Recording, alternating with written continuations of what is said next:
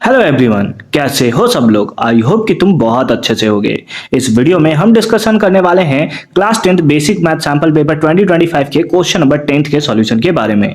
अगर तुमने इसे प्रीवियस वीडियो अभी तक नहीं देख रखा है, साथ ही साथ आने वाले वीडियोस का सॉल्यूशन देखना चाहते हो तो कंप्लीट प्लेलिस्ट का लिंक मिलेगा डिस्क्रिप्शन में। तो मेक श्योर कि एक बार डिस्क्रिप्शन तुम जरूर चेक कर लोगे।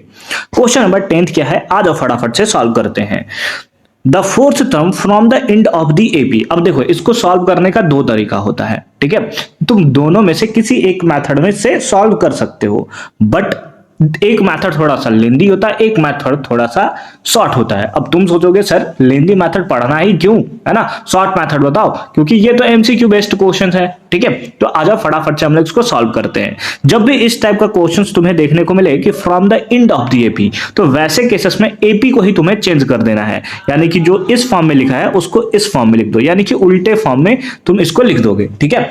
तो उल्टा फॉर्म में लिखोगे तो नया एपी जो बनेगा वो कितना बनेगा, वो बनेगा 49, है ना, वो बनेगा 49 comma dot dot dot comma -2 comma -5 और कॉमा का -8, है ना, कॉमा का क्या -8। अब ये तुम्हारा बन गया क्या, फर्स्ट टर्म क्या हो गया, 49 हो गया तुम्हारा, ठीक है सर, ठीक है सर।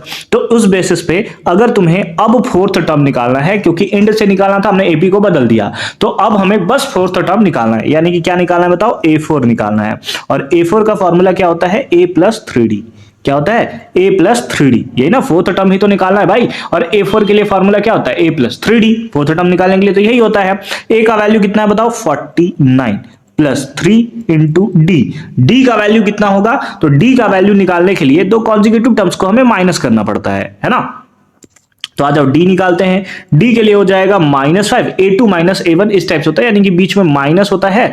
और फॉर्मूला जो क्वेश्चन दिया उसमें भी वैल्यू दिया है -2, कितना दिया, -2, तो ये हो गया -5 और प्लस का 2 तो कितना हो गया, -3, कितना हो गया, -3, तो इंटू कर दोगे -3, तो 49 -9, है ना, 49 -9 कितना आ गया बताओ, 40, कितना आ गया, 40 आ गया। तो उस बेसिस पे कौन सा ऑप्शन हो गया बताओ, option number B is the correct answer of this question, ठीक है।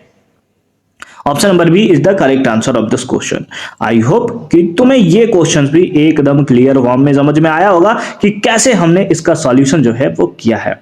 बाकी मिलते हैं अगली वीडियो में, है ना, एक नए कॉन्सेप्ट के साथ, यानी कि क्वेश्चन नंबर 11 के साथ। तब तक के लिए अच्छे से पढ़ाई करते रहो। All the very best for your upcoming examination.